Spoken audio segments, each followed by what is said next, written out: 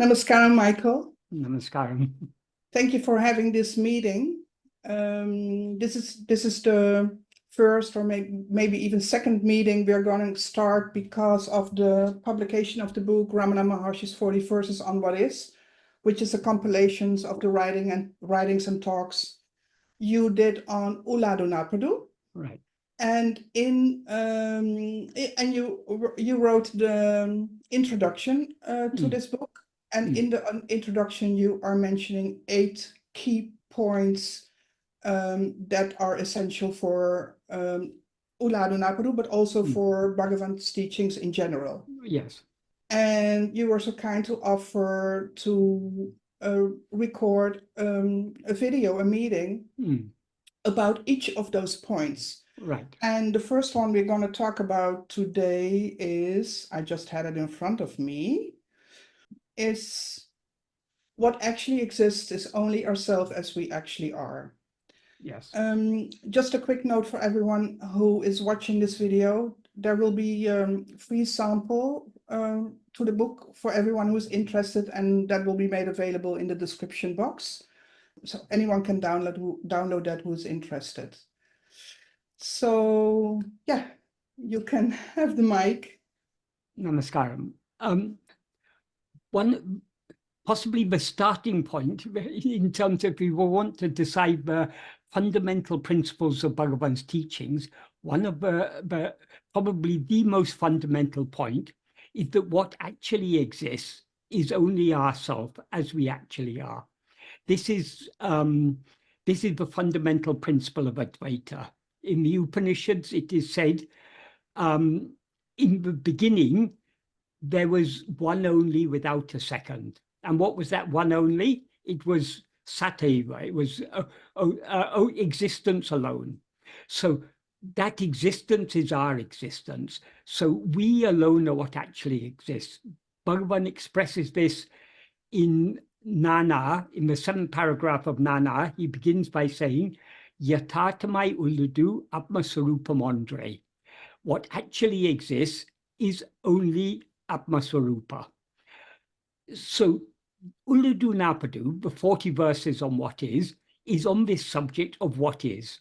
So we need to understand what Bhagavan means by what is Uڵḷadu. Uڵḷadu means what is in the sense of what actually exists, rather than in the sense of what merely seems to exist. So many things seem to exist, but what actually exists? In that sentence in Nāna that I just referred to, he actually uses a word, yatātamai, which means actually.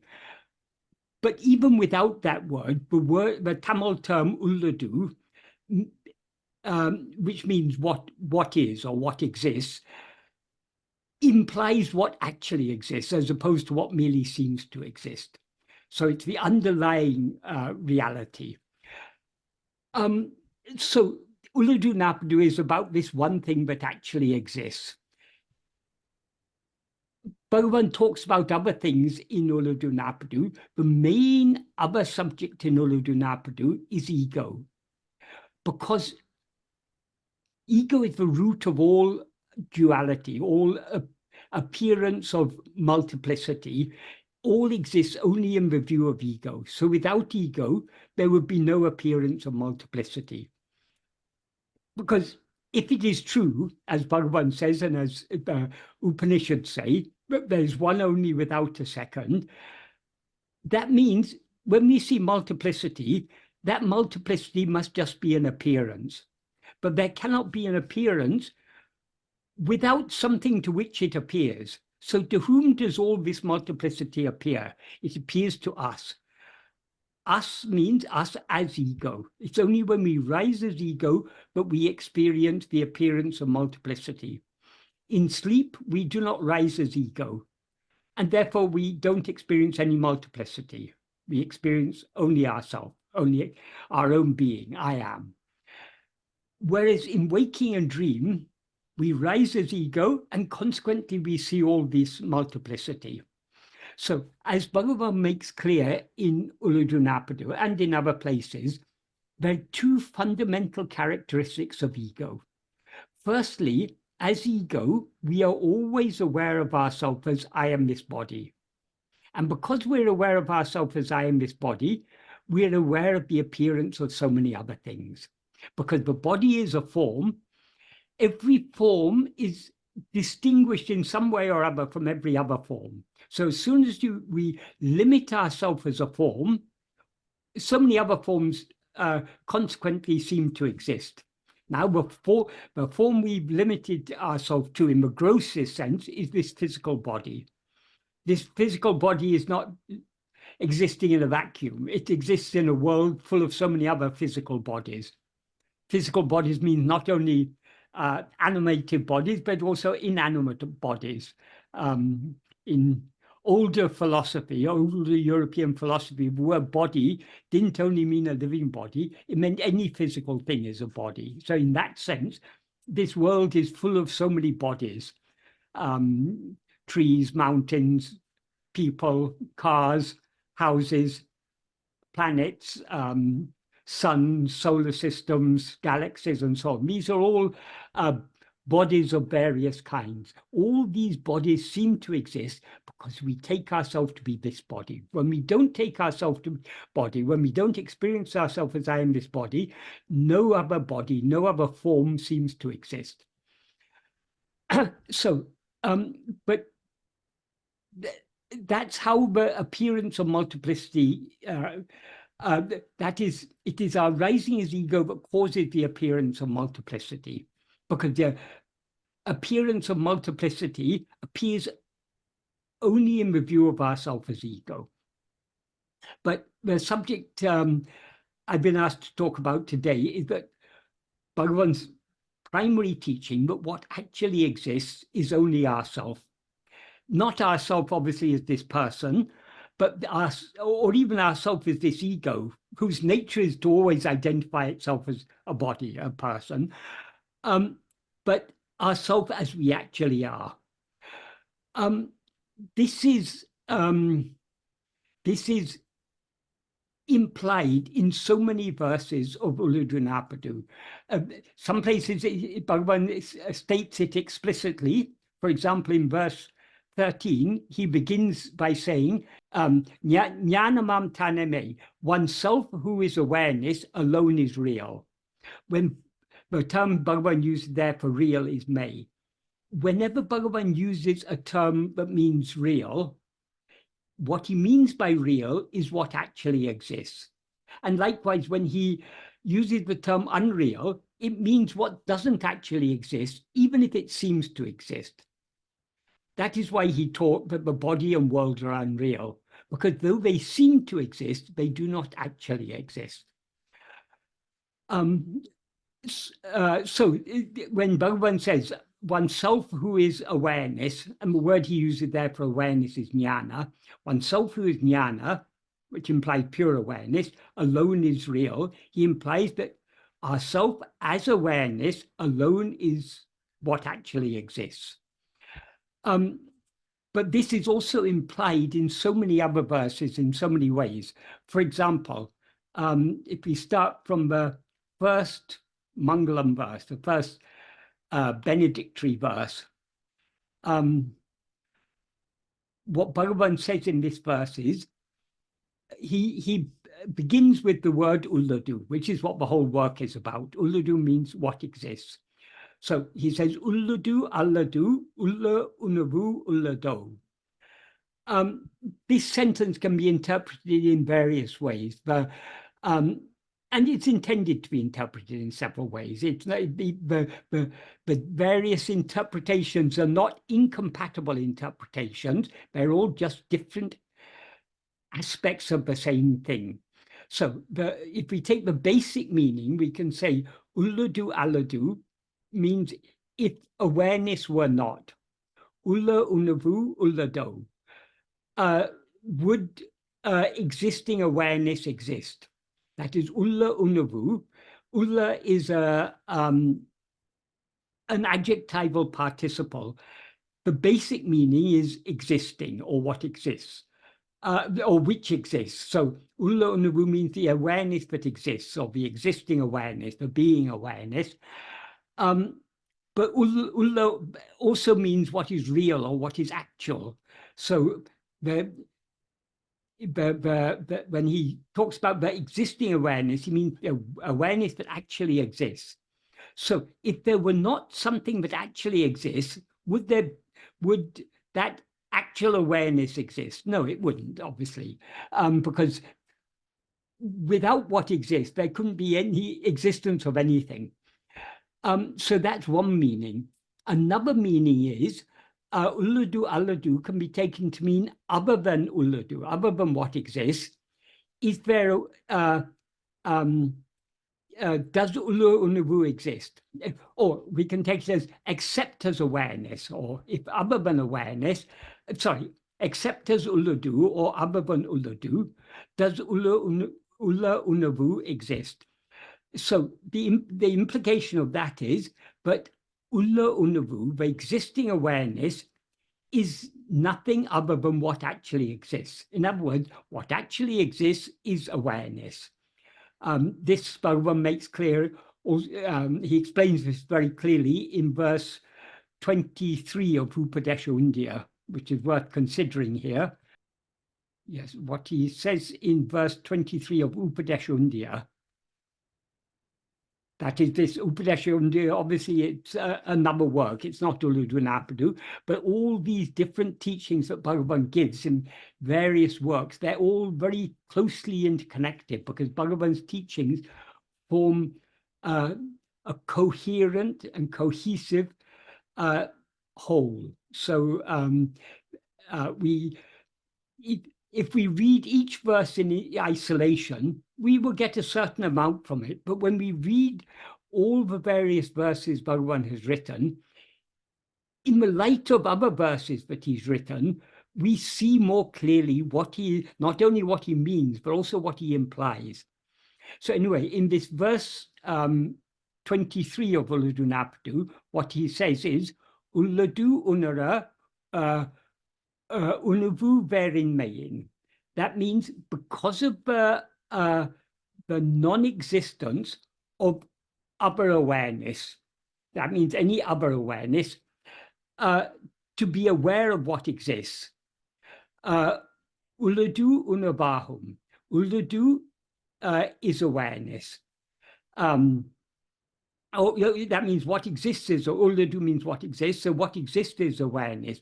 So according to Bhagavan, existence and awareness are one and the same thing. Because if awareness was something other than existence, it would then be a non-existent awareness, and a non-existent awareness couldn't be aware of anything.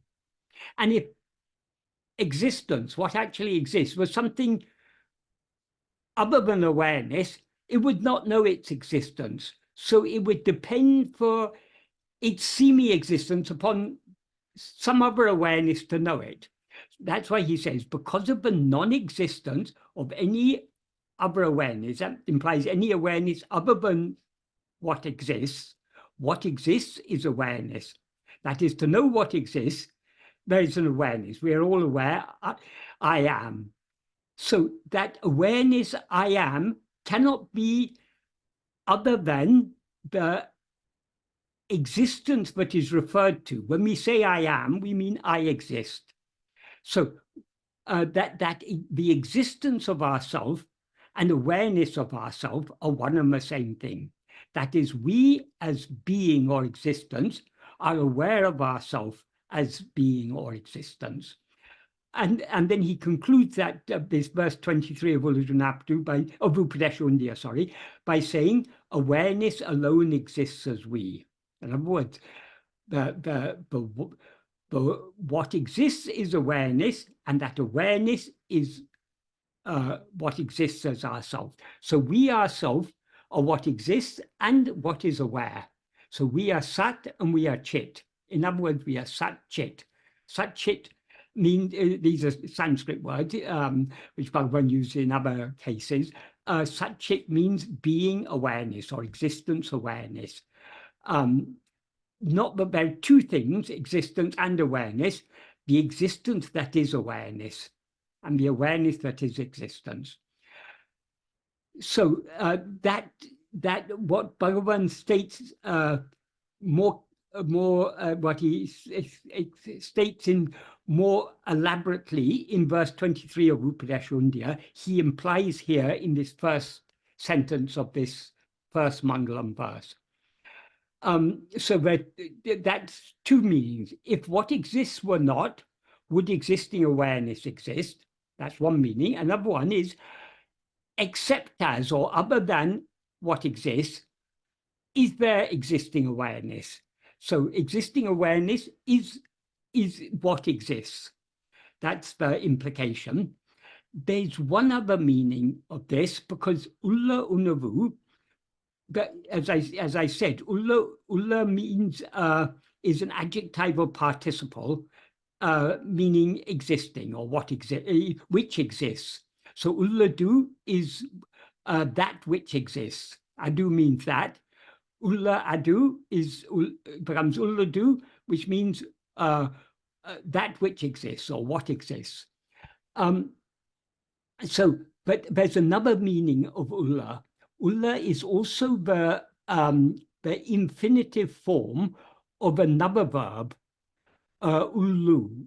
Uḻḷu means to think or to meditate. So a third meaning of this first sentence is, other than what exists, is there an awareness to think of it or to meditate upon it? So these three meanings all are clearly implied in this first sentence. Then he goes on to say, whereas in the first sentence he uses the word uḻḷadu to refer to what exists, in the second sentence he uses another term, ulla-porul. Ulla again means existing or what which exists, and porul means substance. It is used in Tamil in a very similar sense to the sense in which the word vastu is used in Sanskrit. Sometimes this word porul or vastu can be used just to refer to anything. So one meaning of porul is a thing. Any object is a porul, but that's using it in a different sense. The deeper philosophical sense of porul or vastu is the substance, the underlying reality of anything. So when he uses the word ulla-porul, the existing substance, that is a synonym for ulladu, what exists. Because what exists is the underlying reality of whatever appears to exist. So it's the substance of all this appearance, the substance in the sense of the real substance, what it is that appears as all this. So in the second sentence, he says, ulla-porul, ulla-lara, ulla-te, ulla-dal, ulla-menum, ulla-porul, ulla-leban. What that means is, since the existing substance exists in the heart without thought, how to think of the existing substance, which is called heart.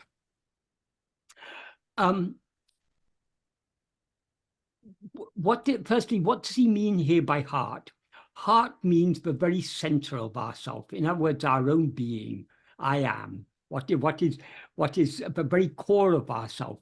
So that the core of ourself is that ulla-porul, but we can also say that ulla-porul exists in the heart, in the core of ourself.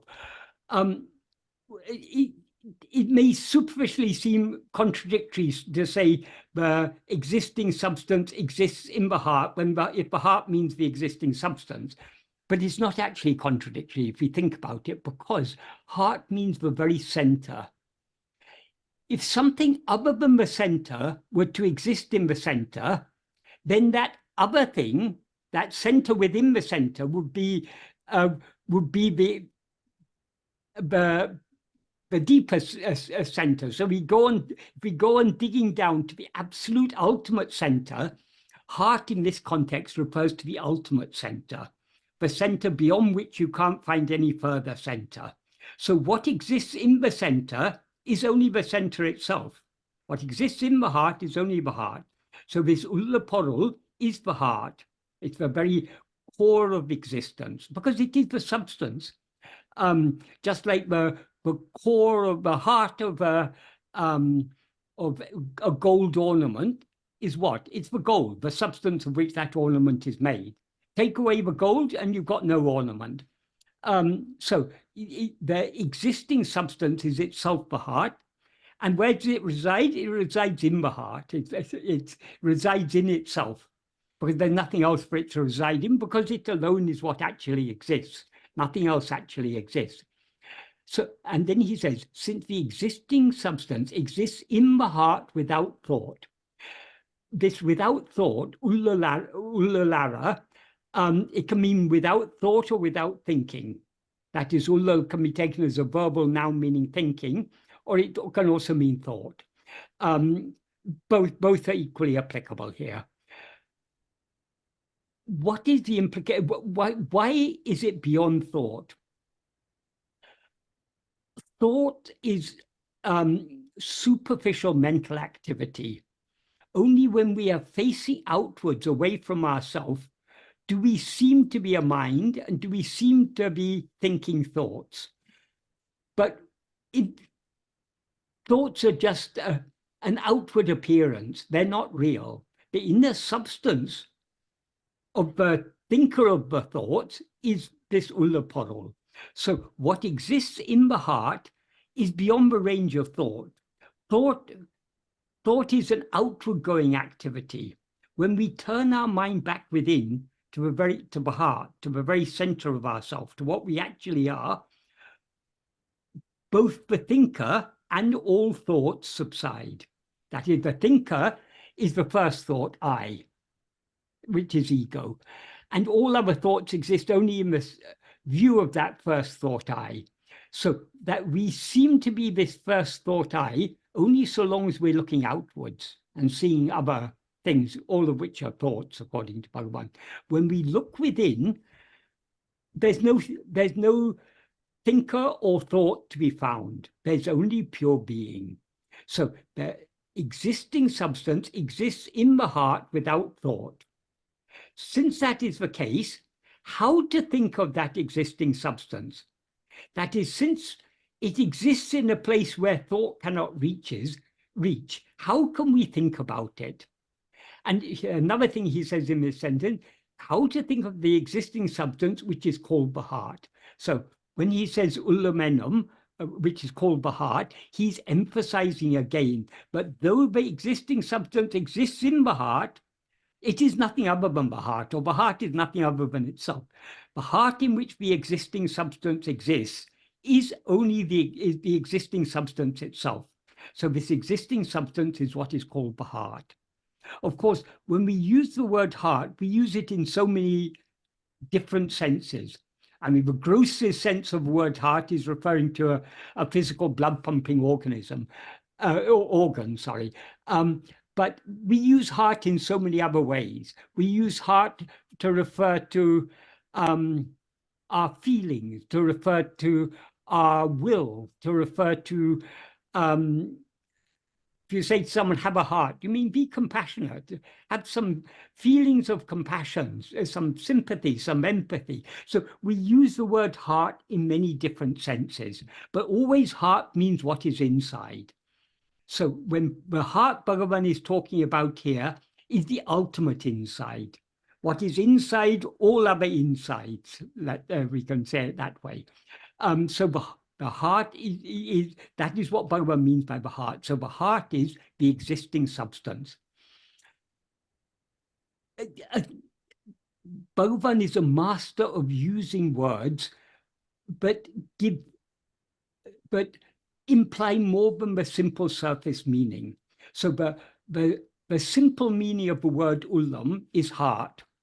It also has another meaning, that heart is obviously a noun. Ullam is also a form of the verb ul.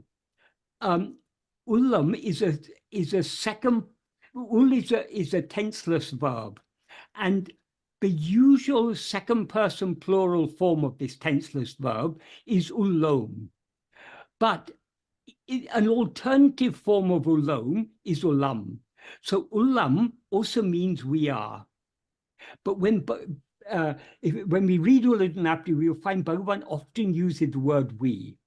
In some cases, he's using the word we to refer to ego. In some cases, he's using the word we to refer to what we actually are. But why since Bhagavan is talking, since the subject is non-duality, why does Bhagavan use the plural pronoun we? The reason is, if Bhagavan were to say you, in many cases, it would seem that he was talking down on us. For example, in the first verse of the main text of Uḻḷadu Nāṛpadu, he begins by saying, because we see the world. If he had said, because you see the world, he's setting himself apart from us. But Bhagavan is actually our own reality. So he always comes down to our level, as if he's also seeing the world. And he says, because we see the world. Obviously, the we who see the world is ego. But he's using the plural form in order to be inclusive. In Tamil, there are two separate words for we, and there are two separate forms of verbs. I mean, there are different verb endings for these corresponding to each of these two forms of we. That is one form of, the form of we that Bhagavan uses is nam. When we say nam, we are including the person we are speaking to. So that's the inclusive we. The other form of we is nangal. If we use nangal, we are excluding the person we are talking about. So Bhagavan always uses this inclusive form of we. So he uses this, though it's plural in form, it's singular in implication. So when he says the existing substance, which is called Uḻḷadu, meaning we are, it implies it's called I am. So the heart Bhagavan is talking about, the existing substance he's talking about, what exists, what actually the Uḻḷadu he's talking about, is our own existence, our own awareness of our own existence, which is what shines as I am. So there's so many layers of meaning and so many deeper meanings hidden within the meanings here. But anyway, coming back to the overall sentence, I've analyzed it very deeply. But what the main point of the sentence is, since the existing substance exists in the heart without thought, how to think of the existing substance, which is called heart. So how to think of it? Since it's beyond thought, obviously we can't think of it. So how can we meditate on it? How can we meditate on this existing substance is what is in the Upanishads and many other texts is called Brahman. So often people talk about Brahma Dhyana, meditation on Brahman. But if we meditate on Brahman, thinking about Brahman, the Brahman we are meditating on is not actually Brahman, it's our idea of Brahman. We can meditate on an idea of Brahman, but how to meditate upon Brahman as it actually is? Because Brahman exists in the heart without thought. So how can we think of that Brahman? That is what Bhagavan answers in this in the next sentence of this verse. He says very beautifully, Uḻḷate, Uḻḷapadi, Uḻḷade, Ullal. Ullate means in the heart. Ullapadi means as it is. It can mean as it is or as we are. Both amount to the same thing in this context, because what we're talking about is ourself. That is, the Ullaparul is ourself. So whether we take it as it is or as we are, it amounts to the same. Ullade is an intensified form of Ulladu. Here Bhagavan is using Ulladu as a verbal noun, being. And Ullal means thinking. So the literal meaning of this verse is being in the heart as it is, alone is thinking. But obviously thinking here doesn't mean literally thinking. Here, thinking means meditation. So what is the real meditation on Brahman?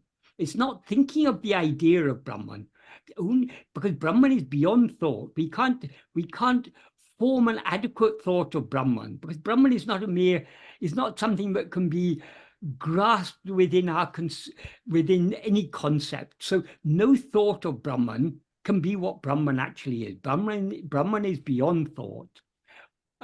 So how to think of it? The only way to think of it is to be it, to be in the heart as it is. That means to be in the heart without thought. In other words, to subside back into the very core of our being. Since he says here that this existing substance exists in the heart without thought, the implication is that that alone is what actually exists.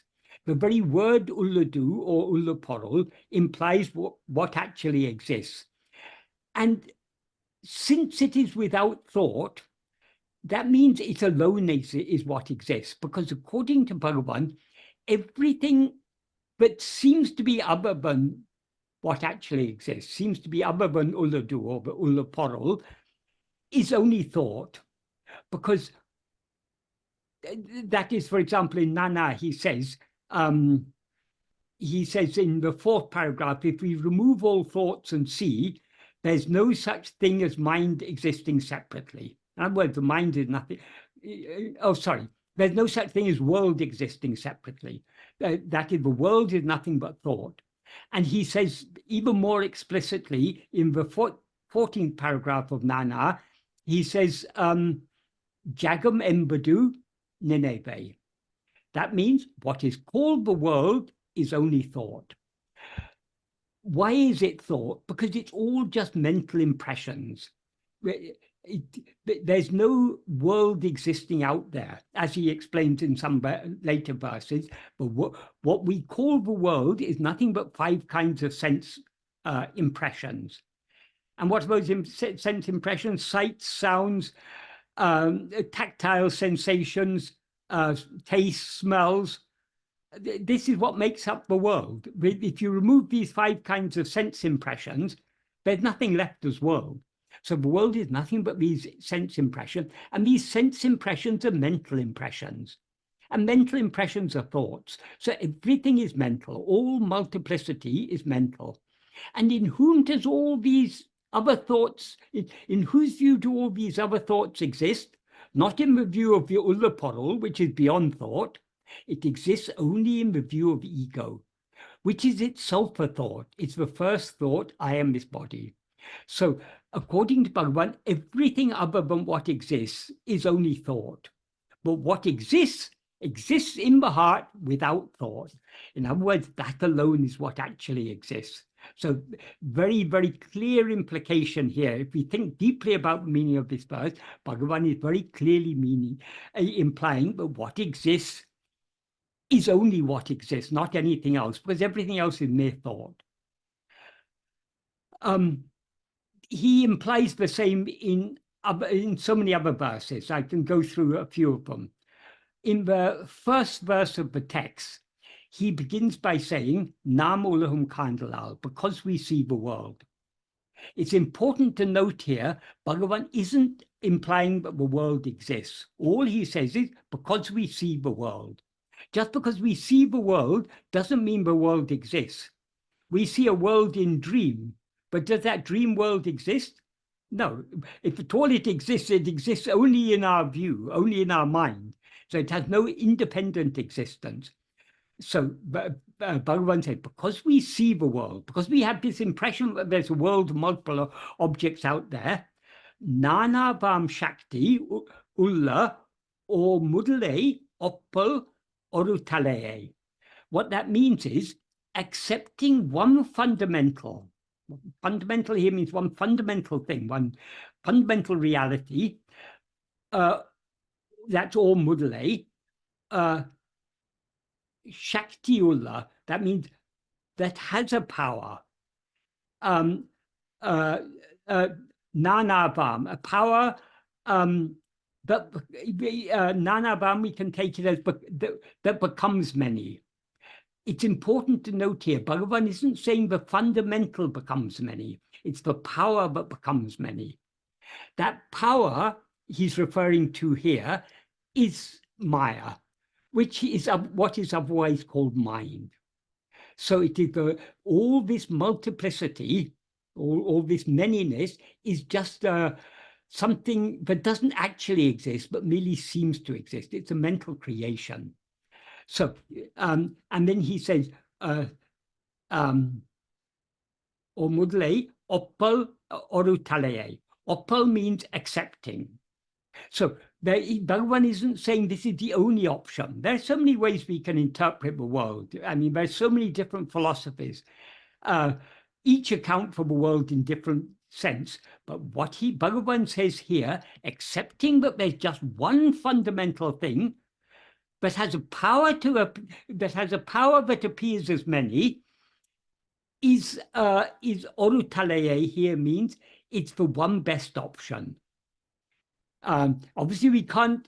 This isn't something that can be proved by logic, but if we consider it, this is the best option because it is the simplest explanation. But there's just one reality, but somehow there's some power that makes this this reality appear as many. Of course, the reality never becomes many, but it seems to become many in the view of that one power. That one power is ego or mind. Then in the next sentence, he says, Nama uru chittiramum, the picture of names and forms. That is, all phenomena are forms of one kind or another. And in Vedanta philosophy, we often talk about nama rupa, or here in Tamil, Bhagavan says nama uru. That means names and forms. Because generally we give a name to every form. In other words, name doesn't just mean the superficial naming. When we see something, we always see it as something. We identify it. So we see, say, a snake, a rope. But if we don't see clearly that it's just a rope, we may wrongly see it as a snake. So the name, this is why people often ask, why is it mentioned nama rupa? Why does name come first and form come after? Surely there should be the form must precede the name, but there's a reason why name is always put first, because name what is implied by name here is what we see it as. Whereas a rupa implies what it actually is.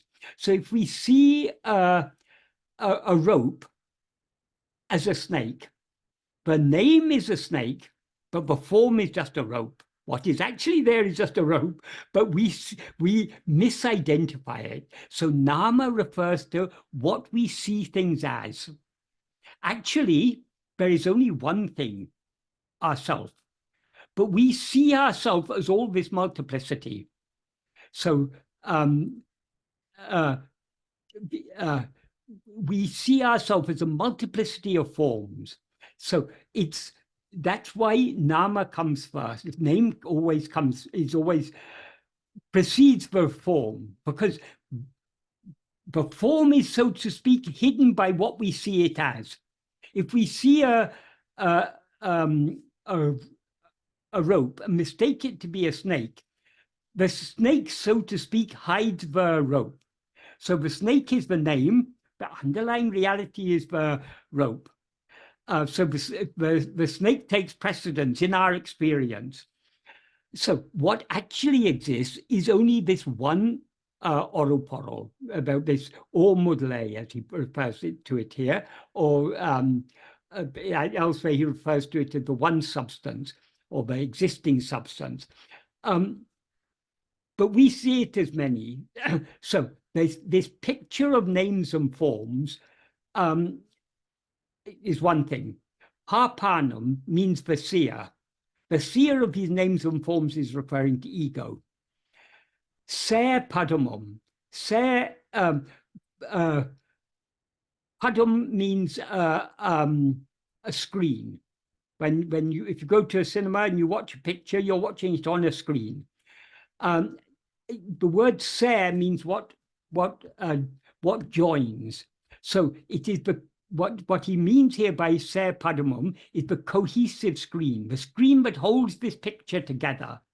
Now we see a picture of so many names and forms. What is the screen that holds all these together? If you go to if you try to project a cinema picture in a forest, for example, the picture will be all scattered because the light from the projector will be falling on leaves, on branches, on so many things. You won't see a cohesive picture. But there is, when we see this world, we see it as a cohesive whole. So there's underlying reality. That is what he refers to here as the cohesive screen. And the final thing is ollľľadu. Oli means light. Means what is pervading. So all phenomena appear within us in a certain light. That light pervades all phenomena. That light is the light of mind, the awareness that is called mind. But that underlying that awareness called mind is a deeper light. That is the light of pure awareness. But anyway, here Bhagavan mentions four things: the picture of names and forms, the seer, the screen, and the light. On each of these words, he adds the suffix Here, means and. So because he's listing four things, he appends to the end of each of them. So what he means by that is the picture of names and forms, the one who sees, the cohesive screen and the pervading light. Attanayam tanam avan. Attanayam means all these. So it's referring to all these, the picture of names and forms, the seer, the cohesive screen and the pervading light. All these are tanam avan. Avan means he. Here, he is referring to what? It's referring to that one fundamental that he referred to in the previous sentence. And tanam means who is oneself. So that he clearly says here, if all this appearance of names and forms and everything that constructs this picture of names and forms, that is the seer, the light, the screen on which it appears and the light in which it appears, if all these are he, who is oneself, then what actually exists? Only oneself. Everything else is just an appearance, because we are always one. So when we see all this multiplicity, what we are seeing as all these many things is only the one thing that we actually are. So here again, Bhagavan clearly implies that what actually exists is only one thing, namely ourself. What I pointed out so far, I hope this helps some people who are really interested in this subject, how carefully, how closely we have to read these verses. Because all these verses, the meaning is fairly simple, but there's a huge amount of implication underlying every verse. So we can read the word superficially and understand the superficial meaning, but we're not really getting to the heart of it. This Uḻḷadu Nāṛpadu and other works of Bhagavan, they're not exactly sutras. Sutras is a class of literature in which things are said in an extremely compact form. In a sutra, there'll be very few words, but there's a lot implied. Bhagavan's, in Uḻḷadu Nāṛpadu, for example, it's more explanatory, it's clearer than a sutra. But still, like a sutra, there's a huge amount of implication underlying it. So I have been studying Uḻḷadu Nāṛpadu for close to 50 years now, but I'm still learning from it. That is, I'm not I'm not gaining any more information from it. The information, the ideas are fairly simple. We can understand the ideas, but the seeing what is underlying it, what Bhagavan is implying in these verses, we can go on studying this for a lifetime and still be seeing fresh depth of meaning, depth of implication in it. So these verses we can go on talking about and talking about. That's obviously not the aim, because the aim of all these verses, what's the central aim of all Bhagavan's teachings ultimately, when he says what actually exists is only ourself, what is the implication of that? If we are alone what actually exists, if we want to know what actually exists, we need to know ourselves. And to know ourselves, we need to stop looking outwards, because all this outward appearance is not what we actually are. What we actually are is one. The outward appearance is many. So to find out what we actually are, we need to turn our attention back within. And that is the ultimate aim of Uḻḷadu Nāṛpadu and of all of Bhagavan's teachings. So we are not reading Uḻḷadu Nāṛpadu in order to give long lectures. We can, but we are reading it to understand what Bhagavan is pointing out to us. So it's necessary to read these verses very carefully and to think about them carefully. But the real understanding comes not from just the sravana. Sravana means the hearing or the studying. It doesn't even come from the manana. Sravana and manana means the thinking about it, making sense of it. Sravana and manana are both very necessary if we're to understand. But the real understanding comes from putting it into practice. Because when we put these things into practice, that what is Uḻḷadu? What is it that actually exists? It is ourself. And what are we? We are awareness. So when we turn our attention back to ourself, we are turning our attention back towards the ultimate reality, the original reality, the one thing that actually exists, which is pure awareness.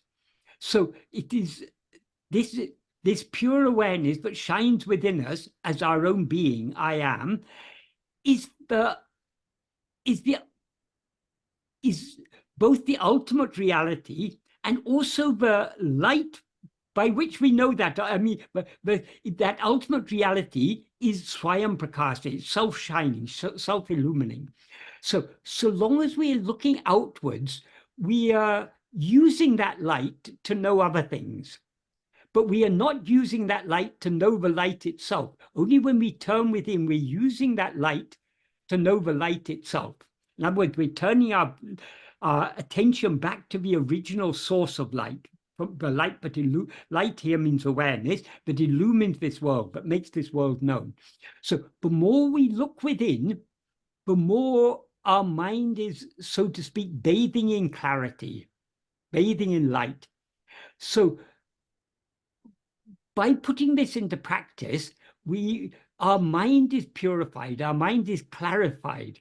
And the more our mind is purified and clarified, the more depth of meaning we will see in these verses. So it's useful at first to have someone point out some of the implications behind these verses.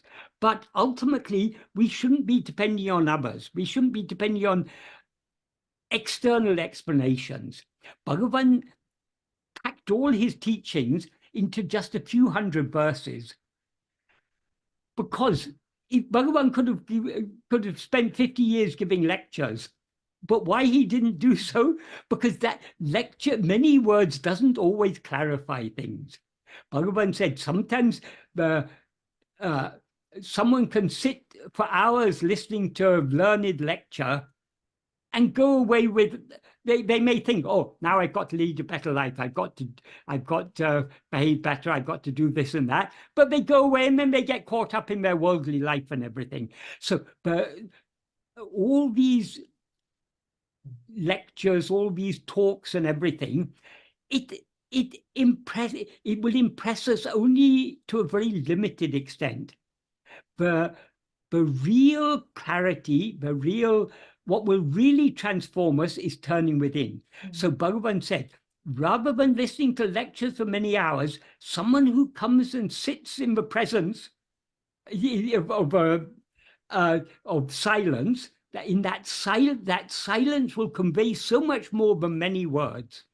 That silence is not just available in, people think, oh, Bhagavan, when Bhagavan was physically present, people could go there, could sit in his presence, could benefit by his silence. If we think like that, we've not understood Bhagavan's silence, because Bhagavan's silence is the silence of pure being. It is infinite. That silence is present here and now. It's present in our own heart as our own being. So if we want to the real clarity comes not from the words, but from the silence. It's only the silence that enables us to understand the words correctly. So we have to, the words are pointing us to turn back within. Only if we turn back within will we immerse ourselves in that silence, which is the light of pure awareness, but will give us the clarity to understand, to see, not just to understand, to actually see greater depth of meaning in these verses. So we are all on a journey, and it's a solitary journey. We have to follow this journey alone. Nobody can know us for us. I mean, know ourselves for us. We have to know ourselves. So these verses are pointing at all the Bhagavan teachings are constantly pointing our attention back at ourselves, and only to the extent to which we turn our attention back to ourselves and try more and more to keep our attention fixed on ourselves as much as possible, will we get the clarity to understand the meaning of these verses. So if we put this into practice and then read the verses again, we'll see greater depth of meaning, but will encourage us to go deeper and deeper within. Will encourage us, it will motivate us, it will also guide us. Because the more we understand these things, the more fine-tuned our practice will be. Because Atma-vichara is a very simple practice. It's just a matter of attending to ourselves, but it's also a very subtle practice, because what we actually are is pure awareness, which is subtler than the subtlest. So it's a process we're going through. Once we start to follow this path, it's a process we're going through. The Bhagavan's teachings, his words, works like the Uḻḷadu Nāṛpadu are a great, they guide us and motivate us on this path. But we have to follow the path. There's no use just reading the words. We have to read the words and practice them and put them into practice by turning our attention within. So I can go on for hours talking about these verses, but that's a very, I'm not saying it's useless, but it's a very limited use. If we want to be really benefited, we each have to start to think about these things for ourselves, try to understand. There's some people who go on and on and on asking questions. And ultimately, because I see so much of this, because people write to me and ask me questions. I used to spend hours every day replying to emails and WhatsApp messages and everything. But the people who ask most questions are the people who actually understand least generally, because I see over time they'll begin asking the same questions again and again. They may be asking in different ways, but basically it's the same question. So the clarity, the external words are useful. Like Bhagavan's words are very, very useful, but we cannot understand Bhagavan's words correctly without putting them into practice. And we can't put them into practice properly without understanding them. So we not only read them, we have to think about them carefully. That's why it's always said in classical Advaita, and Bhagavan also corroborated this, it's a matter of Sravana, Manana, Nididhyasana. Sravana literally means hearing. It doesn't actually have to be through the ears. We can be reading, but taking in the information, taking in what is given him, taking in the teachings. But if we just read this superficially, we won't understand it correctly. We need to think carefully. We need to make sense of it.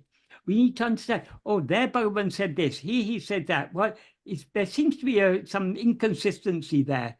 So why did he say, oh, no, it's not inconsistent? The more we think about it, the more we will see everything actually is very consistent, very coherent. But it requires deep and careful thought. So we should often be dwelling upon these things. But the clarity to do this manana properly comes from the nididhyasana. Nididhyasana means deep contemplation, which in this context implies Atma-vichara, contemplating ourselves.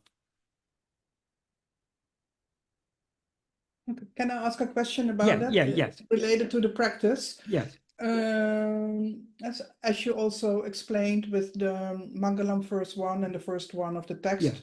The main text, there's only one substance. There's only being awareness or the pure awareness, Yes. I am. Yes. So everything that we now seemingly experience as multiplicity is in essence only pure awareness, I am, if I'm saying this correctly. Yeah. Is it helpful in the spiritual practice, even though I see Vijaya Vasanas phenomena, to kind of affirm to myself that whatever I'm seeing as if it is outside myself is nothing other than myself? It can be useful, but that is not nididhyasana, that is manana. Thinking about these things, and we shouldn't only think this is not other than myself. We should try to understand why this is nothing other than myself. Yeah. We're not trying to meditate on formulas. I am not this body, I am not this mind, I'm not this prana, I'm not this, I'm not that, I am that Brahman.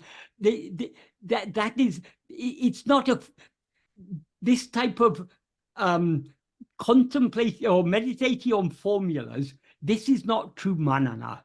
Manana is something much deeper than that. We need to, it's important to understand, of course, that we're not this body or mind or anything else. But we need, in order to understand that clearly, we need to understand why we are not this body or mind. Because I certainly seem to be this body. I feel I'm in this body. I feel so much intimately connected with this body. So what's the use of telling myself I am not this body when I still seem to be this body? So why does Bhagavan say we are not this body? We need to understand that. And when we understand that, then it helps us to understand what we actually are. We are not anything that is seen or known. We are not any object. We are, well, now it seems to us we are the subject, the knower of all these objects. But actually, we're something even deeper than that. We are the reality of the knower, the underlying awareness that illumines the knower, enabling the knower to know other things. The knower it's ourself as ego that is the knower. But what we actually are is not this ego. It is the underlying reality of ego, which is the pure awareness I am. Yeah, so you're using viveka, discernment to... Yes, viveka is absolutely essential. Yeah. That was, I used the word affirming, but I was also referring to viveka, because I can notice a difference in myself if I actually understand why everything, though it seems to be outside myself, is nothing other than myself. Yeah. Okay, thank you. Yeah. I was only wondering if there would be a nuance between that or self-abidance, because it's still a mind going outwards, of course. It's still a mind going outwards, but as the manana gets deeper and deeper, it gets subtler and subtler.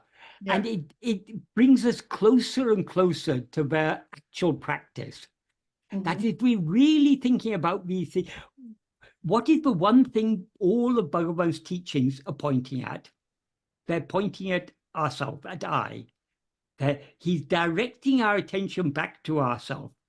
So if we really understand what Bhagavan is saying, that will automatically, we can't think about Bhagavan's teachings without, to some extent at least, turning our attention back towards ourselves.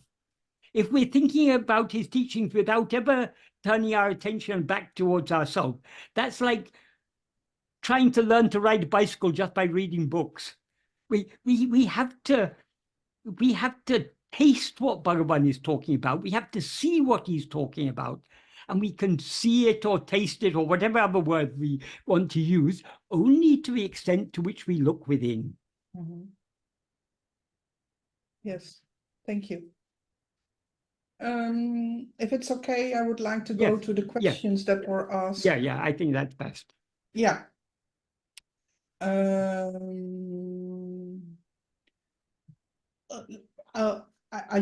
not sure if it's in chronological order, but I just start with what I'm having here.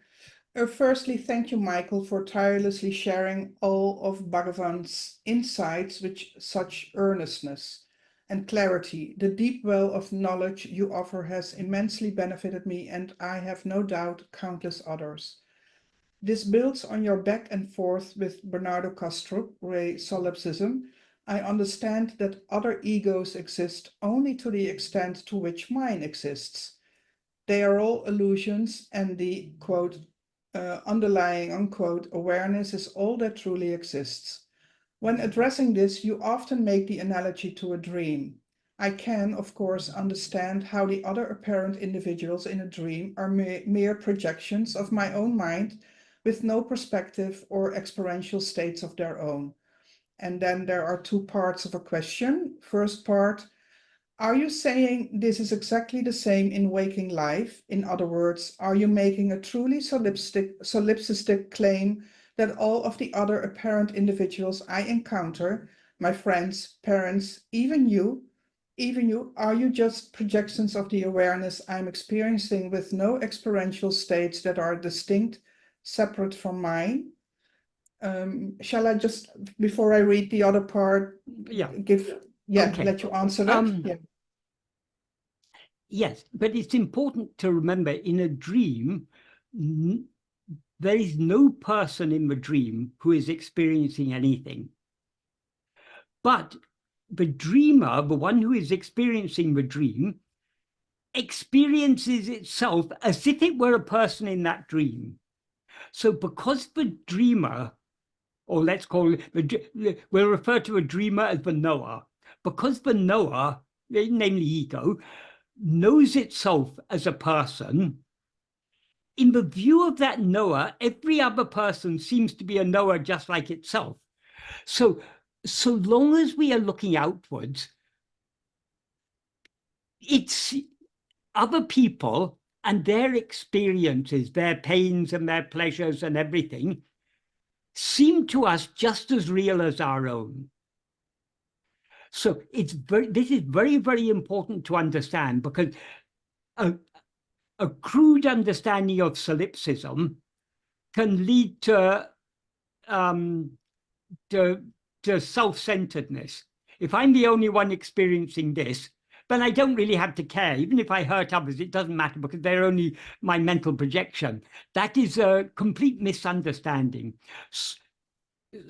There is, as Bhagavan said, there's only one ego.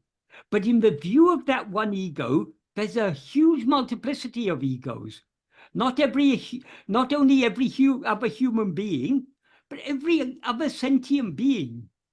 They all seem to be aware of themselves as I am this body, in our view. So the seeming reality of all those other egos is as real as the ego, because we need to always remember the one ego in whose view all these other egos seem to exist is itself not real. And we can't say, though all the other egos exist only in the view of this one ego, that isn't saying this one ego is any more real than those other egos. So long as we are looking outwards, in effect, there are many egos, many jivas. So we live in this world in accordance with the principle of non-jiva-vada, the multiplicity of jivas, because we can't live any other way. I mean, it would be inappropriate to live any other way. This is why I sometimes say ekajiva-vada is not social solipsism. It is metaphysical solipsism. It's talking about the fundamental, it's going down to the very basics. And the only way of applying ekajiva-vada correctly is to turn our attention within. So people say, then should I think that my wife or my husband isn't aware of anything, but my children aren't aware of anything, but my parents aren't aware of anything, my friends aren't aware of anything? No, we shouldn't think that. So long as we are seeing husband, wife, children, parents, and friends, and so many others, their experiences are just as real as our experiences. What ekajiva-vada, there's a verse in Guru Vachakakavai where Bhagavan talks about it, ekajiva-vada, in which he says, let those who have courage accept that jiva is only one and turn their mind within. That is the whole point of this. It's about motivating us to turn our mind within. So ekajiva-vada cannot be or should not be applied outwardly. As Bhagavan says in verse, I think it's 39 of Uḻḷadu Nāṛpadu, if I remember correctly. Yes, 39. Never put Advaita in action, because action occurs only in the world of duality. So if you try to apply Advaita in action, it's self-contradictory, because in Advaita there is no action, there's no world, there are no others. So long as we see ourselves as a person, we cannot but see all other persons as egos like us. So we have to behave in the world accordingly. I mean, there's no other way of, it would be a type of lunacy if we try to apply this if we try to, when looking outwards, begin to think, oh, these other people are not sentient, I'm the only sentient one. That's completely missing the point. Why we have to recognize that all these other many egos exist in the view of this one ego is in order to turn our attention within. To whom do all these many egos appear? Who am I?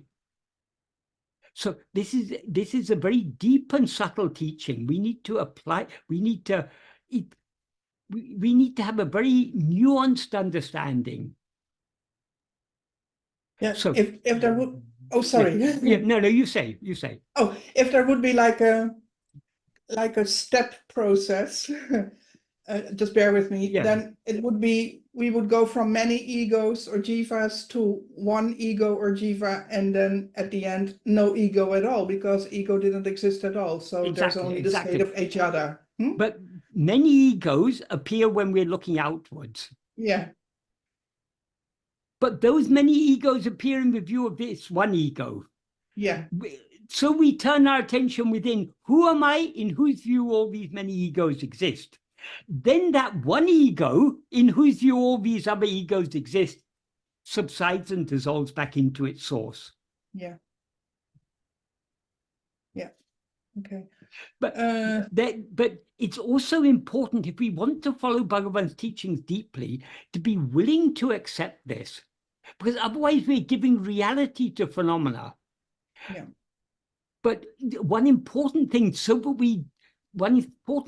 remember, now I seem to be Michael. Michael is the name of this person I seem to be. So long as I seem to be Michael, it seems to me Michael is aware of all these things because I am Michael. So, so long as I take myself to be Michael, it seems that Michael is aware of all these things, so every other person is aware. In effect, we have to have that view. If we want to, Michael actually isn't aware of anything. Michael is a bundle of 5 sheaves. It's completely jada. Jada and Asat, as Bhagavan says in Upadeshundya, verse 22, I think. About all the 5 sheaves are Jada and Asat, therefore they're not I, which is Sat and Chit. So what we need to understand is that we are not the person we take ourselves to be. But so long as we're looking outwards, we are taking ourselves to be this person, so we should take every other person to be a sentient being just like us. It's not just a matter of taking it. Just as real as it seems to me that I am this person, Michael, it's equally real to me that you're a person called Sandra, and we're having a conversation. There are two of us here. What we need to understand is that is all part of the appearance. To whom did this appearance appear? To me. Who am I? We turn our attention. That doesn't mean we repeat the words, to me, who am I? To whom do all these things appear? To me, who am I? It's not a matter of repeating a formula. Bhagavan is giving us a pointer there. When he always posing this question, to whom, that is to turn our attention back to ourselves. So whatever may appear outwardly, to whom does it appear? It's to me. So I turn my attention back within to see who am I. Yeah. As you know, I translated Annamalai Swami into Dutch, and one of the sentences that really jumped out for me, and it's still helpful in my Viveka and also Vairagya, is when he said somewhere, and I'm perhaps paraphrasing it, is don't give reality to that which is unreal, referring to ego and I am the body idea. Yes. And that is what... Yes, yeah. I mean, that's true. But how to avoid giving reality? So long as we take this body to be I, what is real is only I. Yeah. So long as I experience I am Michael, Michael seems to me to be real. Yeah. All that makes up Michael, this physical body, the life, the mind, the intellect, the will, all these things seem to me to be real because I take these things to be I. So if Michael is real, everything else, with Michael is a small part of this vast universe, so the whole universe, everything seems to be real.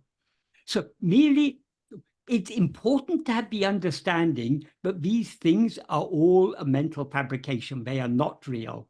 Yeah. But the only way to recognize their unreality is to recognize what is actually real.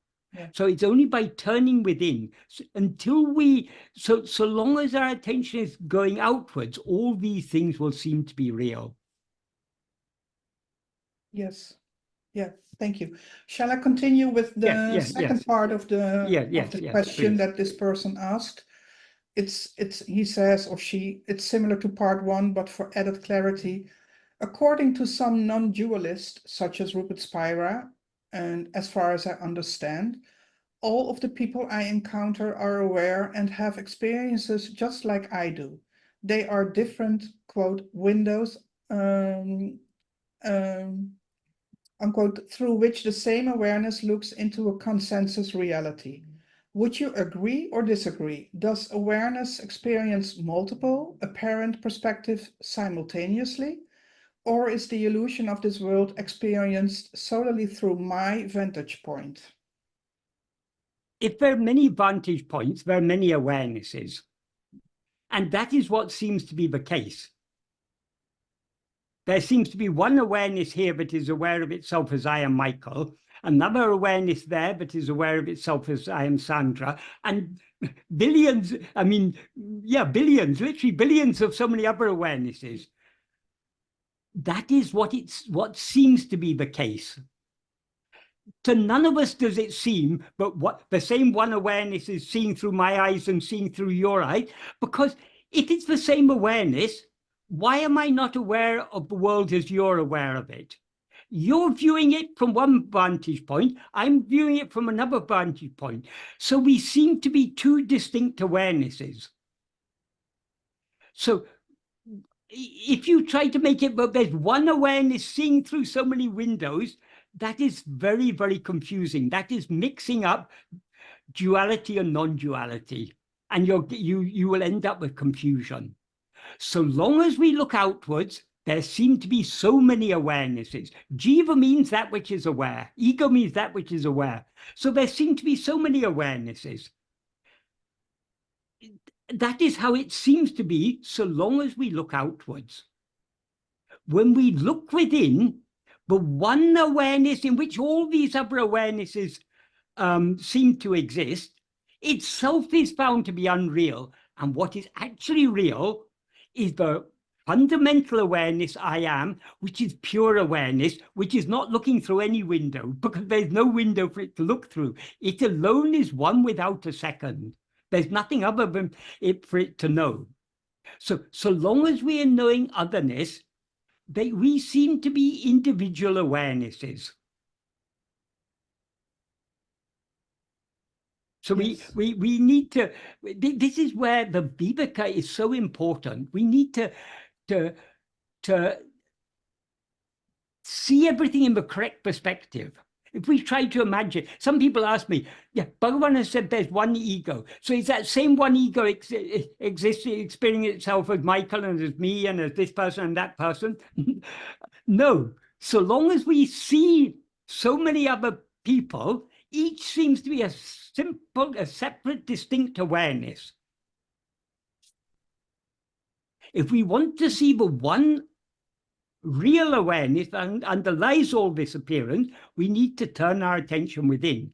When we see that one real awareness, all the multiplicity will dissolve, because the multiplicity appears only in the view of that awareness that is aware of itself as I am this body. When we don't see us, when we are not aware of ourselves as I am this body, there's nothing other than ourself. Bhagavan says this clearly in verse 4 of Uḻḷadu Nāṛpadu. If oneself is a form, the world and God will be likewise. If oneself is not a form, who can see their forms and how? So we see all this multiplicity only when we limit ourselves as a body. And when we limit ourselves as a body, we see so many other bodies, and each of those bodies seems to have their own individual awareness. So it's meaningless to say there's one awareness seeing through all of these. If you want to find the one awareness, you need to stop seeing many. So long as you see many, you are not seeing the one. Yeah, this makes me think of a conversation I once had with a friend, and I made a statement similar to what you were saying. Everything only exists in your awareness. You Yes. are the one who is perceiving everything. In other words, you exist in my awareness. And that person said, well, no, you exist in my awareness. Yeah. So then, so there were two apparent awarenesses Yeah. who were experiencing multiplicity. Yeah. So there's clearly the appearances, there are multiple awarenesses. Yeah. When people used to ask this even to Bhagavan, Bhagavan, you say there's one jiva. Which one of us is that one jiva? So Bhagavan said, you are that. Someone else will ask, but Bhagavan, what about me? You are that. So long as we're looking outwards, we see multiplicity. If we want to see the one jiva, we need to look within. Who am I, this one jiva? And then we will see there's no jiva at all. Yeah. There's only the underlying pure awareness. Yeah. Yeah, I think I can understand that. Yeah. So, but for example, I could also have said to that person, well, if I'm experiencing multiplicity and you are in my awareness, but you are saying I am in your awareness, I could also say we're both dreaming. We're both not experiencing reality as it really is, where there's only pure awareness. Yes. Yeah. Okay. But even to say we're both dreaming. Sorry? Even to say we're both dreaming is another confusion. Okay, I am dreaming. Yeah, but then the other person would say, I'm dreaming too. Yes, I know. So yeah, so long as we look outwards, it all seems very real. Yeah. The multiplicity of jivas seems very real. Yeah. So and so long as we're looking outward for all effects and purposes, there are multiple jivas. We live in this world There seem to be so many multiple jivas. We can't go around behaving as if we are the only jiva. People get pretty fed up with us after some time if we start behaving like that. So we all behave. Why in all forms of spirituality, including Advaita, is compassion considered so important? Compassion means suffering with. So compassion is based on the assumption that there are multiple awarenesses, and because that's how it seems to be. And so long as it seems to be, we have to behave accordingly, because we who are behaving are one of those. They are part of that appearance of multiple objects and awarenesses. Yes, and from the standpoint that the ultimate truth, and there's only yourself, it's also logical to have compassion, I guess, because you could also reason there is nothing other than myself. Exactly. Yeah. Whatever is given to others is given only to oneself. Yes. As Bhagavan says. Yeah. Bhagavan meant when in the context in which, then in the next sentence he says, if this is true, if this truth were known, who would not give to others? Yeah. But so he's in that context, he was referring to the good things we give to others, but it equally applies to the bad things. If I do harm to you, I'm harming myself. Yeah. Yeah. Of course, those are statements that are generally used in the spiritual world, but it's very good to have that deeper understanding what it actually truly means. Exactly. Huh? Yeah. Beautiful. Okay. Well, we have still some more questions, let me proceed. There's another question from about Eka Jiva Vada, which is the contention that there is only one jiva, one individual, if I translate that correctly. One eye. Yeah. So I think it's a good follow-up question. From standpoint of Eka Jiva Vada, can other people, which are creations of the only one ego, create agamya karma of their own? If not, does it mean that all actions of others are driven by God in order to help the ego progress spiritually?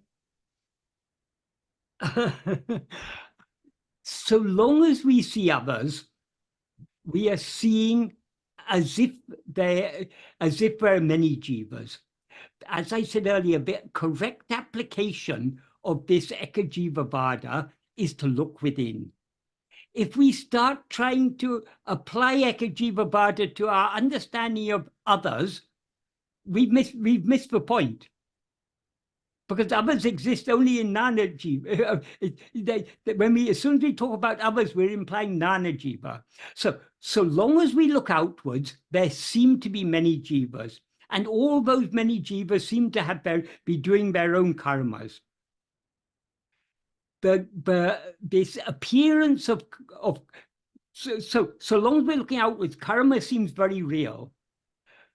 Karma will be found to be unreal only when we find ourself, the doer of karma and the experiencer of its fruit is unreal. We are not what we seem to be.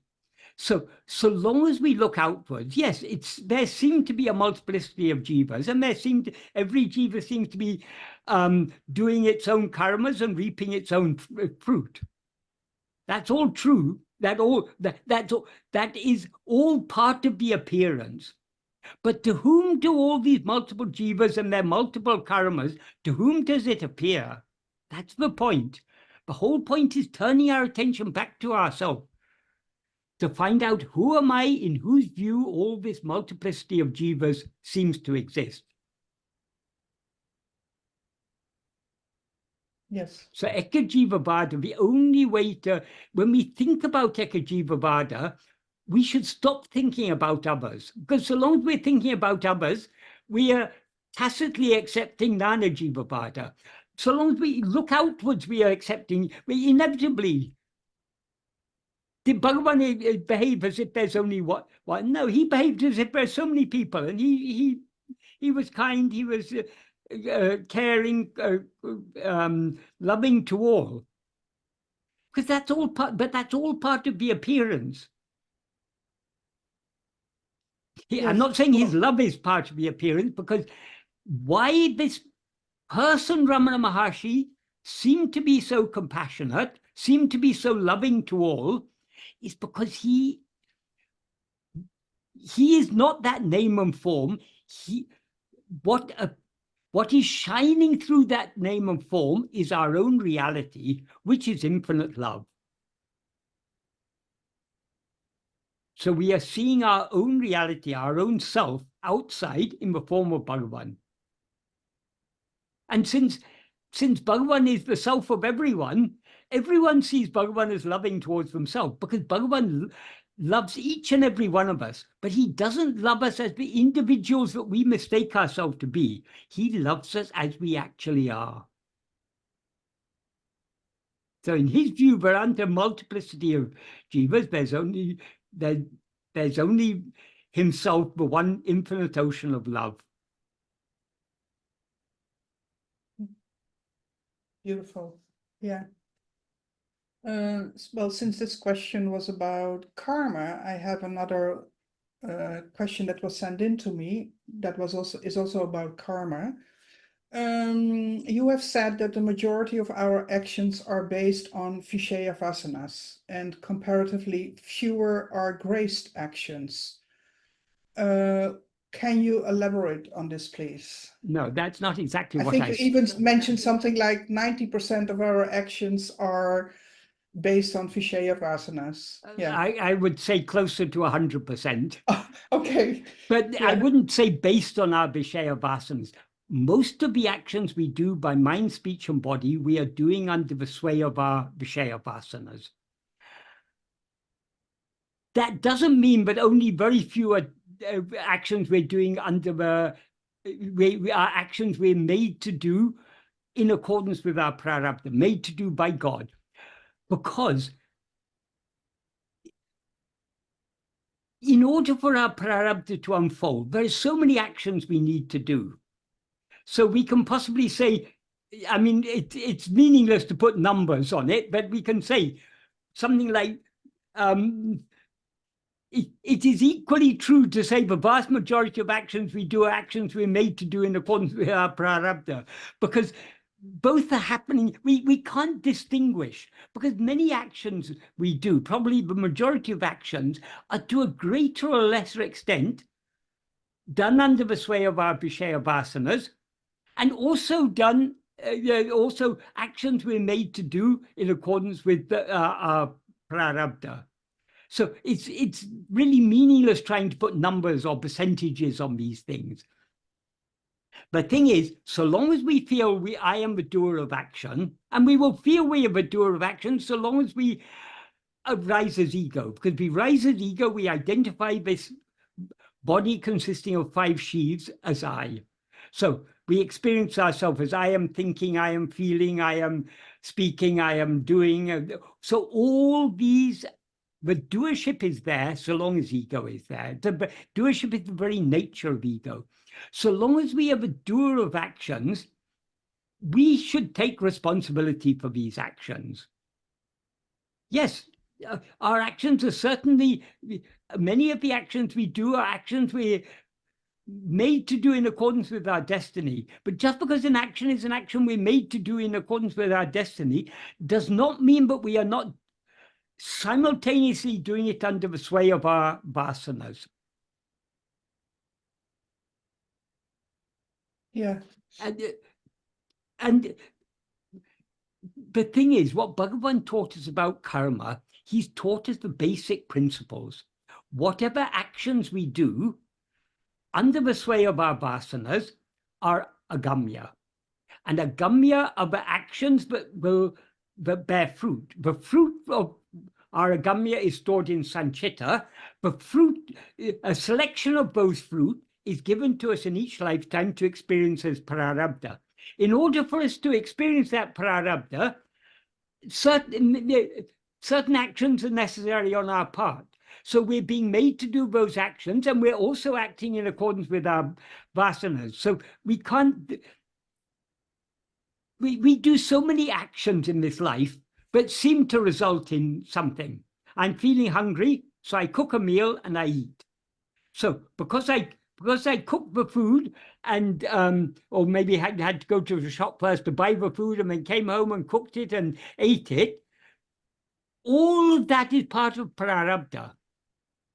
Because it's our prarabdha to experience that food. It's our prarabdha to experience walking to a shop to buy the food. It's our prarabdha to find that our credit card is bound, if we don't have enough credit in our credit card. Whatever happens, happens to us, whatever is experienced is prarabdha. But we are, even though all those things are according to prarabdha, going to a shop, buying the food, seeing how much we can afford and having to choose a cheaper option because we don't have enough money in our bank account, or whatever it is, all those are according to prarabdha. But at the same time, we are hungry. We want food. Not only do we want any old food, we want the tasty food. So these things are, these two, actions are being done under the sway of God's grace and under the sway of our vasanas. We just cannot, there's no way we can distinguish with them, because many actions are being simultaneously driven by both. Yeah. And it's not what we're here for, to try and work out all these things. Krishna says very nicely in Gita, the secret of karmas is known only to me. So only Bhagavan, only God can know all the intricacies of these things. And he knows it. When we say he knows it because he knows the one thing that actually exists. So this is what this first verse is of Uḻḷadu Nāṛpadu, the first Mangalam verse is all about. How to understand all these things, how to grasp all these things. But we can't grasp it by thought. If we want to know the truth of all these things, the truth of ourself and the truth of all other things, including karma and all these things, we need to be as we actually are. If we be as we actually are, we thereby know the reality of everything. And we know that reality is one. So that everything is just one thing. There is no everything, there's only one thing. Yeah. Very important. When we read Bhagavan's teachings and think about them, we need to always bear in mind, what is the purpose? Why did Bhagavan teach us about karma? Bhagavan's essential teachings are not about doing, they're about being. So why did he teach us about karma? He taught us about karma in order to make us understand, but we are doing karmas in order to experience certain things. But what we are destined to experience in this lifetime is already preordained. So we need not concern ourselves about how I can experience that. How can I avoid experiencing the other thing? It's we wasting our time. The only thing we should be thinking about is, who am I? We are not here to investigate doing. We are here to investigate being. Because doing is part of the appearance. But Bhagavan taught us certain fundamental truths about doing, about karma, in order to help us restrain our mind from going outwards with concern about all these things. Yeah, is it correct that I translate doing at moments also as desiring, desireship, desire something, doing is desiring? Well, I mean, doing is a very subtle, desiring is a very subtle doing. Yeah, all the doings come out of a desiring. Yeah. That's what Bhagavan says. We act under the sway of our vasanas. Yeah. The vasanas of a desiring element. They are the seeds that manifest as likes, dislikes, desires, and so on. Yeah. Well, because again, also about Annamalai Swami, but it was a little example that I found very elaborating. Was Annamalai Swami had the desire to go up the hill and stop doing everything and just meditating.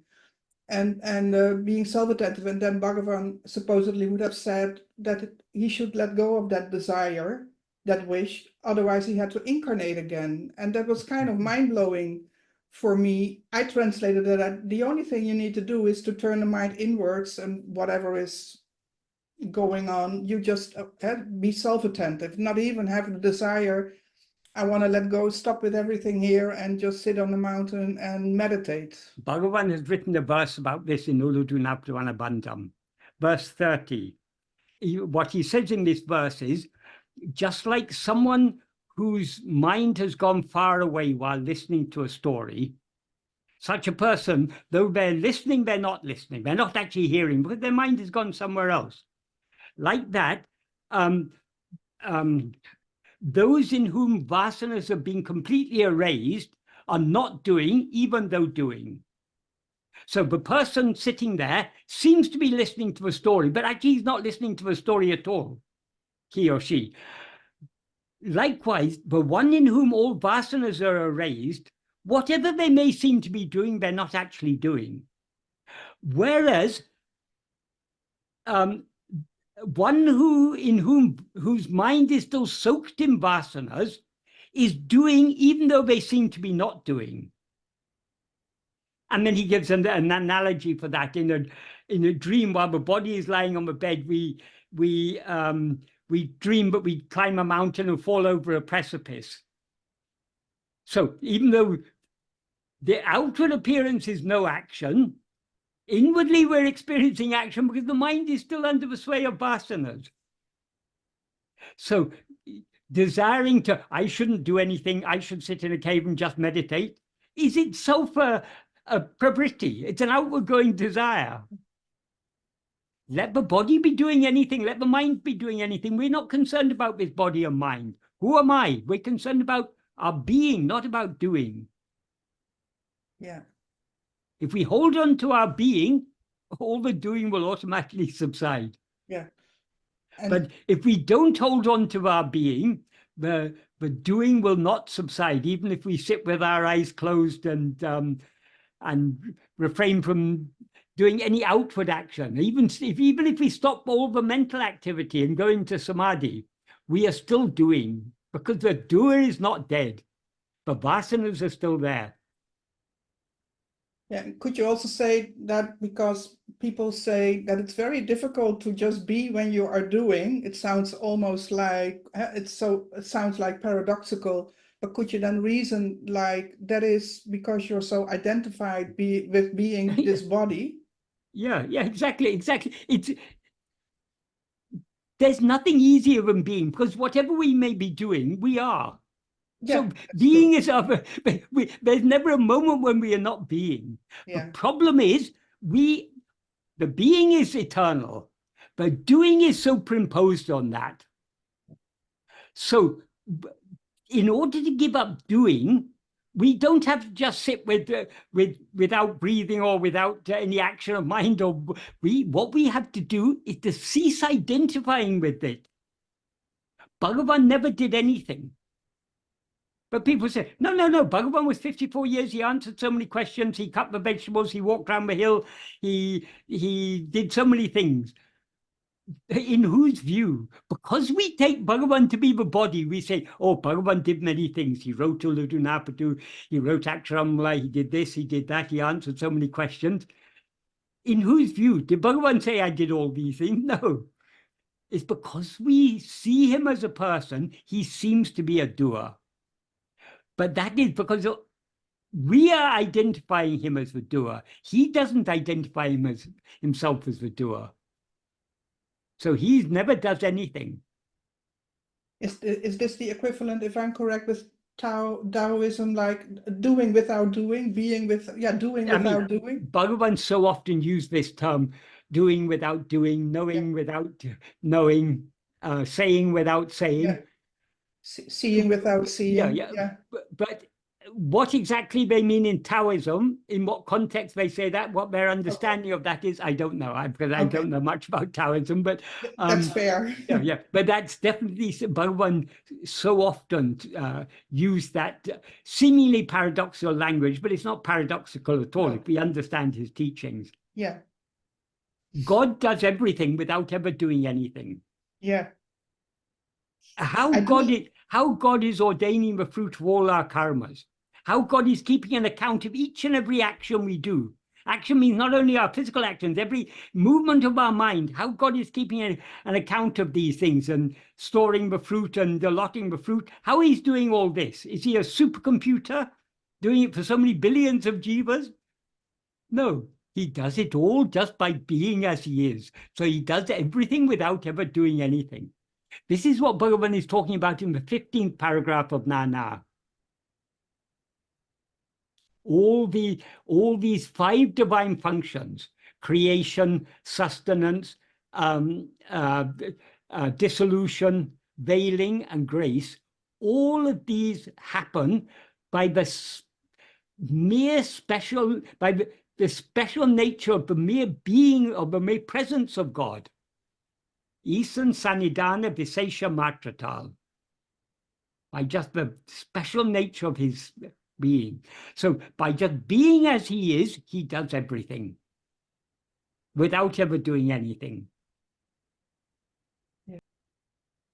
And next question. Why is it so difficult to reach non-dual reality?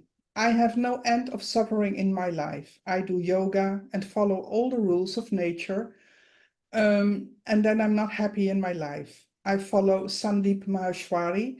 I have been watching his spiritual videos for years, then nothing happened. What to do? I don't understand. So long as we're doing, or so long as we want to be doing, we are thereby veiling the non-dual reality. The non-dual reality is pure being, just being as we actually are. So long as we want to do something, we are overlooking what is real. Doing is not real. Being is real. So all we need to do is to turn our attention back within and attend only to being. If we hold on to our being, the doing, which is something we have superimposed upon ourselves, will drop off. So Bhagavan often used to say, sadhana is not doing but being. So long as we're doing something, we're still sustaining the appearance of duality. We are still sustaining our separate existence as ego. So in order to cease doing and thereby return to our natural state of just being, we need to stop looking outwards. We need to turn our attention back within to attend to our being alone. To the extent to which we attend to our being, we thereby subside and dissolve back into our being. When we dissolve into our being, then being alone remains. So doing is for the outward-looking mind. Being is for the inward-looking mind. Inward-looking means looking at our own being and nothing else. Yeah. Thank you, Michael. Bhagavan has said, the guru who gives do's and don'ts, who says, do this, don't do that, is both Brahma and Yama.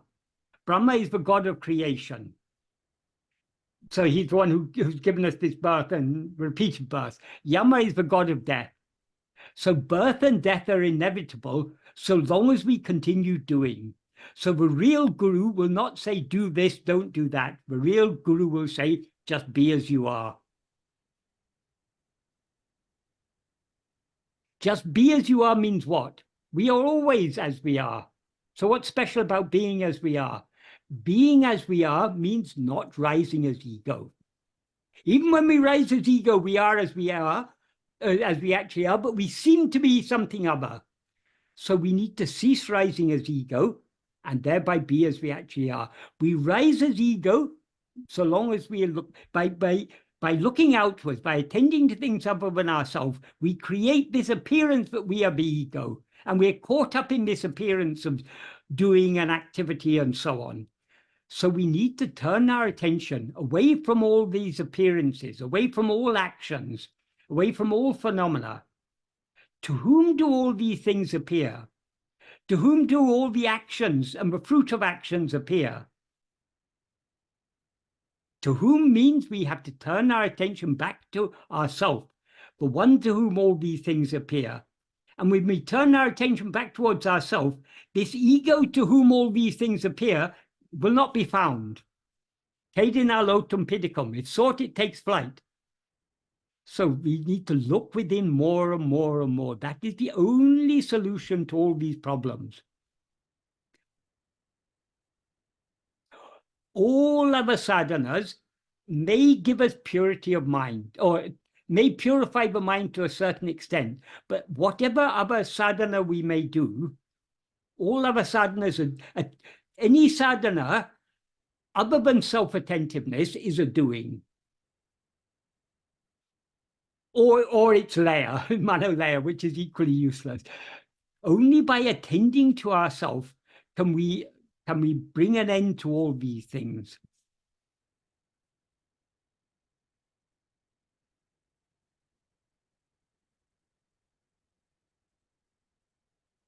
Okay. Thank you. Next question. Yes.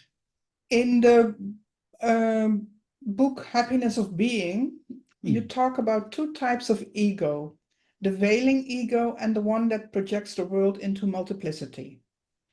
Is it possible to actually investigate and be aware of these two types of egos individually?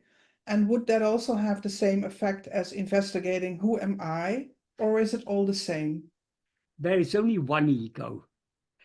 That one ego, there are two defining characteristics of ego.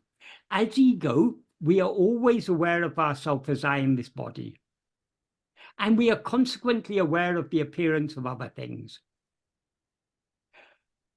But being aware of ourselves as I am this body is veiling. Being aware of the existence of other things is the dissipation, the vikshepa. So they're both the one ego. These are two features of ego. Of course, the veiling must take place in order for the vikshepa for the projection or dissipation to occur. But there's no veiling independent of the, I mean, they happen simultaneously. As soon as we rise as ego, all this multiplicity comes into existence. But the root of this appearance of multiplicity is this veiling in the form I am this body. What is veiled is I am. Because we are not aware of ourselves as we actually are, so long as we're aware of ourselves as I am this body. So these are the two powers of Maya. These are inseparable. You can't have one without the other. According to some explanations, the veiling remains in sleep. Only the vikshepa ceases. But even that is what Bhagavan would call an answer given to the question of others. Even Bhagavan sometimes used to answer like that, because such answers will only, so some people will be satisfied only with such answers. But the truth is, in sleep, ego has subsided. And in the absence of ego, there is neither veiling nor projection. As soon as we rise as ego simultaneously with our rising as ego, we veil ourselves as I am this body, and consequently we project all this. So ego is always one, because ego means what? Ego means I. How many I's are there? The same I that has veiled itself is the same I that has projected all this and sees all this. Thank you, Michael. All right. Well, we have the last question, but it consists of out of several questions, but they're kind of related. So I suggest I read all of them. Yeah. And if you want to first focus on one specific part of it, then Yeah. I can repeat it if Okay. you like to. But everything is, what was a day in the life of Ramana like? And also, how do we live like him? Self-attentiveness, of course, but he seemed to be also kind and cared about others in his vicinity. But he didn't seem to worry about others not in his immediate presence, as illustrated by not helping Gandhi and such. What other attributes did he have and examples did he provide to follow? Calm, patient, quiet, silent, made sure not to waste anything. What else? Okay. A day in the life of Bhagavan, what are we talking about? Are we talking about the person Bhagavan seemed to be? If we're talking about the person Bhagavan seemed to be, then there are lots of reminiscences and storybooks telling about Bhagavan's life. We can get some idea about what was the daily routine, but that is not Bhagavan's life. Because Bhagavan is not this body. But Bhagavan's fundamental teaching is, I am not this body. You are not the body. So because we identify ourselves as a body, we see Bhagavan as a body. But what Bhagavan actually is the pure I that is always shining within us. So in the daily life of that pure I, firstly, there's no days, there's no time, there's no space. There is just pure, infinite ocean of being, Sat, awareness, Chit, happiness, Ananda, and love. That is what we saw shining through that person we call Bhagavan. That's why we love Bhagavan so much, because it's our own reality shining through Bhagavan. About his concern for others, Bhagavan is equally loving to all, because Bhagavan doesn't see us as other than himself. So he doesn't love us as the person we mistake ourselves to be. He loves us as we actually are. So Bhagavan's love is infinite. Infinite and eternal. There are no limits of any kind whatsoever, not limits in time, not limits in space, not limits of being more partial to one person, not partial to another person. We saw in Bhagavan's life, he was equally kind, equally caring and concerned to the true devotees who were completely surrendered to him and to others who were very worldly minded people. Bhagavan's, his love, he was completely impartial. Because all these differences of good people, bad people, devoted, people with so many other desires, all these differences exist in whose view? In our view. In Bhagavan's view, there are no such differences. Because in his view, there is only one, and that one is himself. So but he doesn't see any of us as other than himself.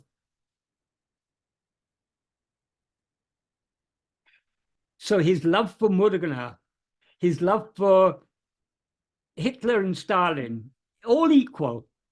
But he doesn't see as this person is a good devotee, this person is a wicked monster. He sees the reality in all of us. And by his seeing the reality in us, he enables us to see the reality in ourselves. And that reality is himself. So we started off this talking about the first Mangalam verse of Uḻḷadu Nāṛpadu, in which Bhagavan said, that which actually exists in the heart beyond thought. That is Bhagavan. So we cannot think adequately of Bhagavan. If we want to know Bhagavan, we have to be in the heart as he is. That alone is knowing Bhagavan. So long as we see Bhagavan as a person, we are not knowing him as he actually is. So long as we see ourselves as a person, We are not seeing him as he actually is, because he is our own reality. He is what we actually are. So we can know him only by knowing what we actually are. And to know what we actually are, we have to give up this false identification. I am this body. Have I covered all the questions there? Yes, and I was just thinking, this is just from the starting point, a beautiful ending with this Yeah. question. Yeah, how you ended this. So but one more thing I'll add to that. Bhagavan, there's a verse in Guru Vachaka Kavai in which Bhagavan says something to the effect, but though the Jnana Guru, who is the infinite space of pure awareness, appears in human form, those who take him to be that human form are the worst among the vilest of sinners. So though he appears to us in name and form, we need to understand, and though of course we love that name and form, because what is shining through that name and form is our own reality. But we have to understand Bhagavan is something far, far greater than that. The person he seemed to be was born at a certain time in 1879 and died in 1950, so limited in time. Lived in sometime born in Tiruchuri, lived for a while in Madurai, and then in Madurai, and then traveled to Tiruvannamalai, lived in Tiruvannamalai. All that's limitation in time and space.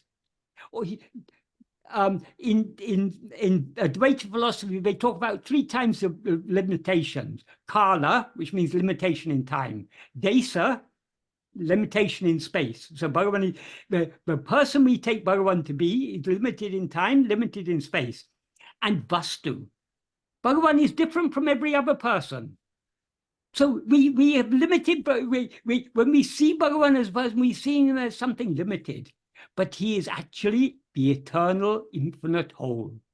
He is not separate from everything. He is the Uḻḷadu, the existing substance, the underlying reality of each and every one of us. So to know him, we have to know ourselves. So long as if we think that Bhagavan is just that person, we as he says, we're the vilest of worst among sinners.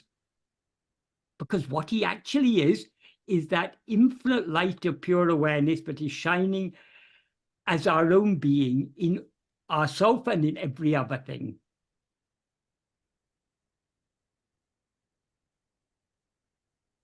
There's a verse in Ramana Sandi Murai in which Murugan sings, "The whole universe is Ramanashram."